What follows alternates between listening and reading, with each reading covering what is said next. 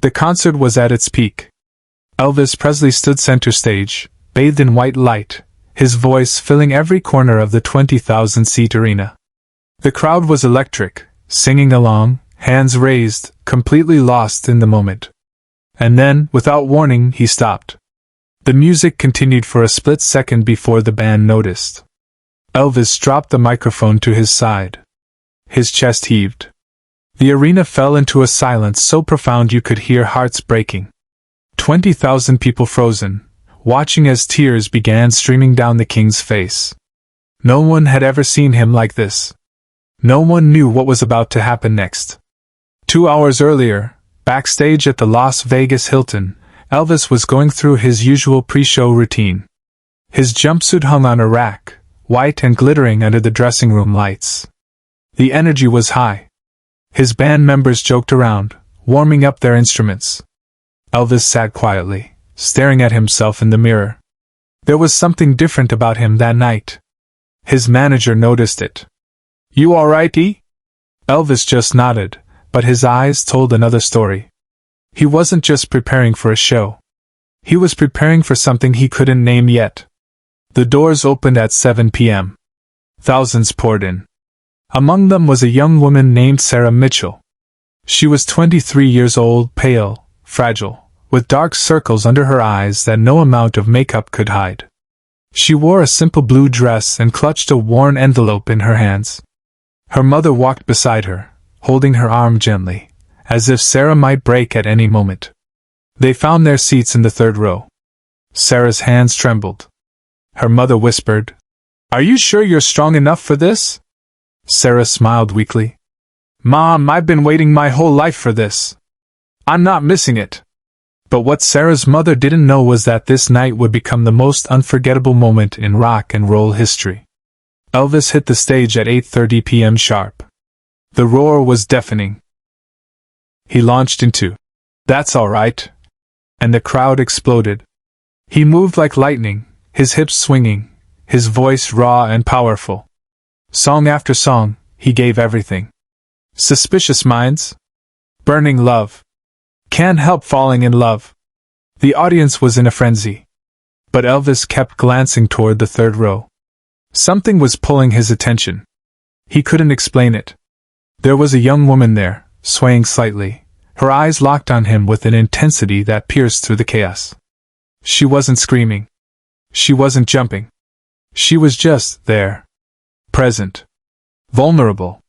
Holding on. Halfway through Jailhouse Rock, Sarah's legs gave out. Her mother grabbed her, but it was too late. Sarah collapsed into her seat, her head falling back, her body limp. Panic rippled through the rows around them. People shouted for help. Security moved in. But before anyone could reach her, Elvis saw it. From the stage, through the lights and the noise, he saw her fall. And in that moment, everything else disappeared. He stopped singing mid-verse. The band kept playing for a few bars before they realized. One by one, the instruments fell silent. The arena plunged into confusion. "What's happening? Is he okay?" Thousands of voices murmured, but no one understood. Elvis stood frozen, staring at the third row. Then, without a word, he walked off the stage. Not to the wings.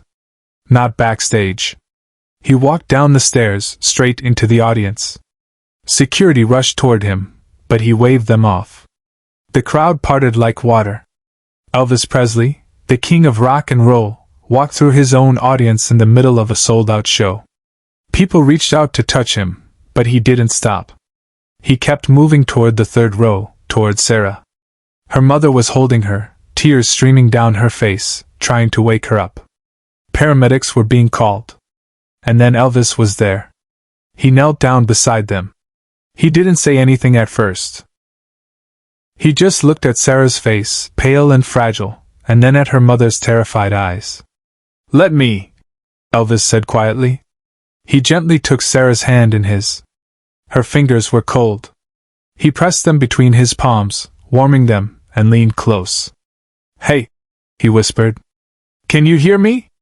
Sarah's eyelids fluttered. For a moment, nothing. Then, slowly, her eyes opened.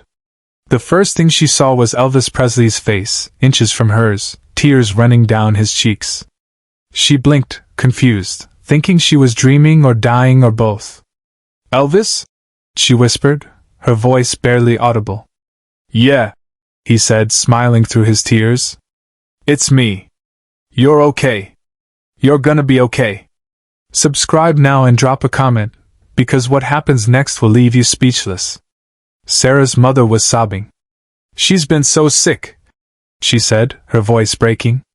"The doctor said she doesn't have much time. She just wanted to see you.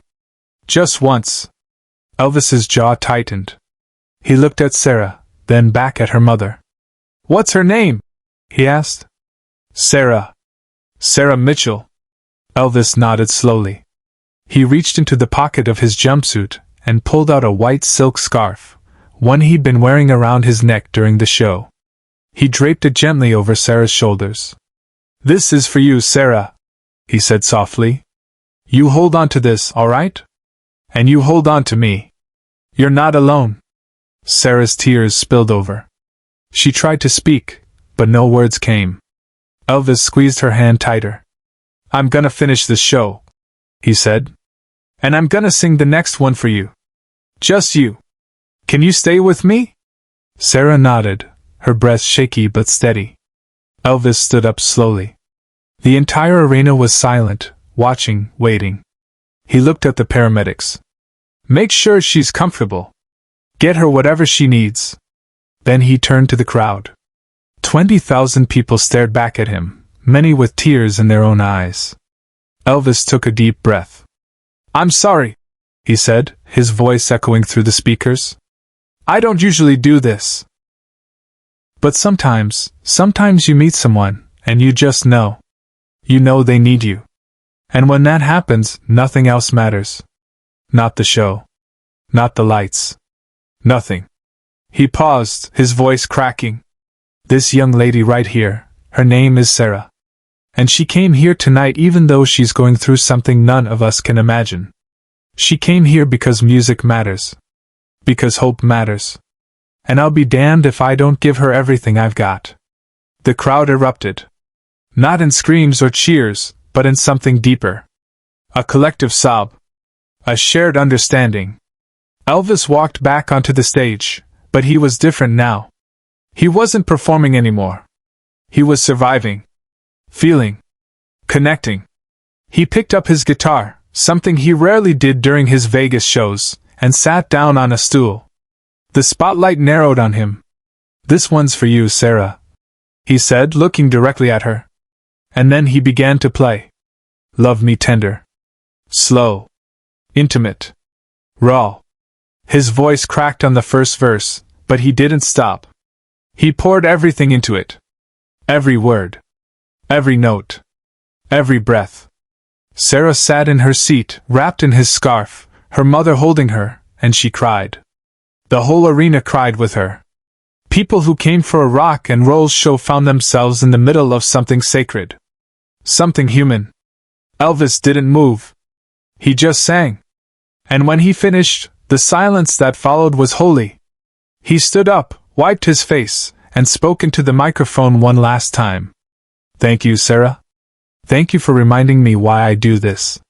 Then he walked off stage. The lights went down. The show was over. But the night was far from finished. Backstage, Elvis asked to see Sarah. 20 minutes later, they were in his dressing room. Sarah sat on a couch, the scarf still around her shoulders, her mother beside her. Elvis walked in and sat across from them. "How are you feeling?" he asked. Sarah smiled. "Better. Because of you." Elvis shook his head. "No. You did this. You showed up." He pulled out a backstage pass, laminated and signed. "This is a lifetime pass," he said. "You come to any show I ever do. Your family now." Sarah's hands shook as she took it. "I don't know how to thank you," she whispered. Elvis leaned forward.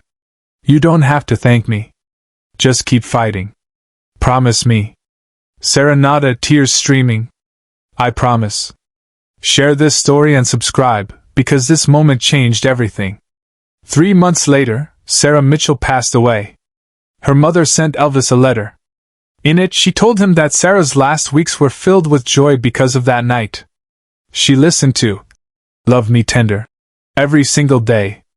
She wore his scarf until her final breath. And in her hand, when she died, was that lifetime backstage pass. Elvis received the letter while on tour. He read it alone in his hotel room and wept. He didn't perform that night. He couldn't. His manager tried to convince him, but Elvis refused. "I need to feel this," he said. "I need to remember why it matters." The next night, before his show, he stood in front of the mirror, just like he had that night in Vegas. But this time, he understood. It wasn't about the music. It wasn't about the fame. It was about the people. The Sarahs of the world. The ones who needed to be seen. To be heard. To be loved. From that night on, Elvis changed. Those who knew him noticed it. He became more intentional. More present. He started stopping mid-show more often, not for dramatics, but to connect. To check on people.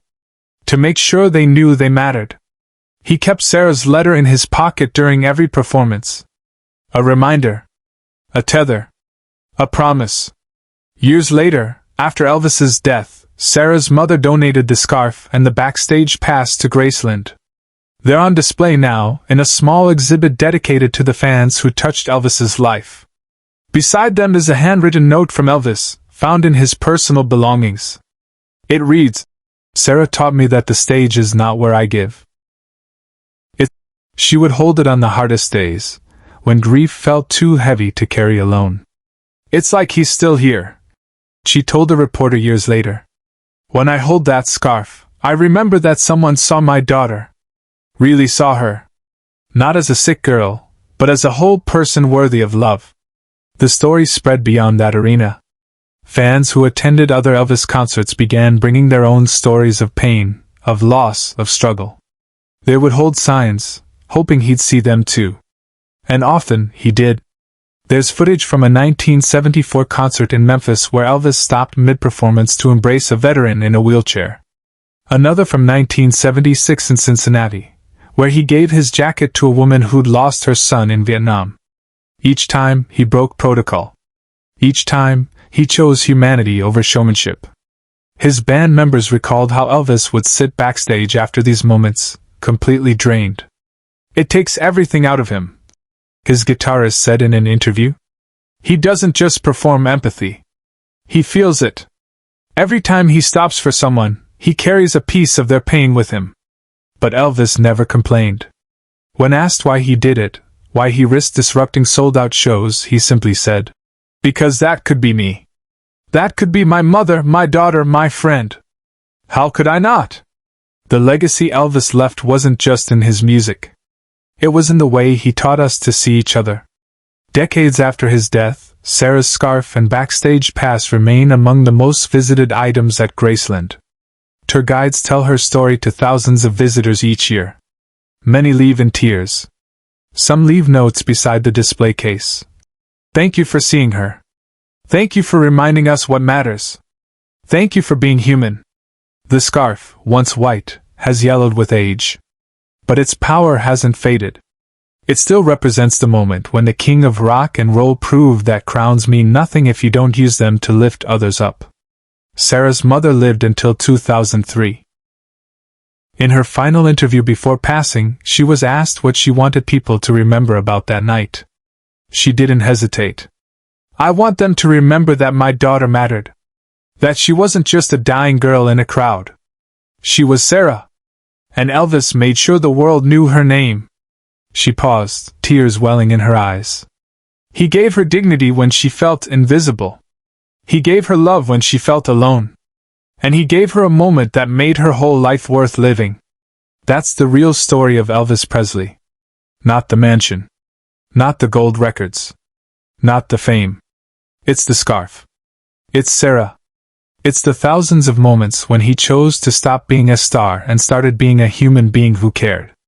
Music brought people to his shows, but humanity made them stay. And humanity is what we remember now, long after the final note has faded.